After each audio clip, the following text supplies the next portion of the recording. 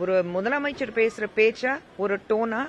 அப்போ நீங்க மம்தா பானர்ஜிக்கும் வெஸ்ட் பெங்கால் இருக்கிற மம்தா பானர்ஜி ஒரு வீடியோகள் பாத்தீங்கன்னா, நீங்க வாக்களிக்கும் போது யாருக்கு வாக்களிக்கிறீங்க, உங்களோட ஆதார் எல்லாம் நாங்க லிங்க் பண்ணி வச்சிருக்கோம், அதெல்லாம் எங்களுக்கு தெரிய வரும். ஒரு மிரட்டுற அளவுக்கு இருக்கும்போது வெஸ்ட் பெங்கால் நடக்கிற பிரச்சனைகளுக்கு தமிழ்நாட்டுக்கு என்ன வித்தியாசம் இருக்கு? இன்னைக்கு பிரதமர் மோடி பார்த்துட்டு கேட்கிற கேள்வியா அவரு? ஒரு முதலமைச்சர் பேசுற பேச்சா இது? இது அவருக்கு தப்பா இருக்குன்னா சரியா படலையா? அவருக்கு தெரியலையா? அவர் பேசுற ஒவ்வொரு விஷயம் சரியாதான் தெரியுதா? நீங்க அப்போ மிரட்டுறீங்களா?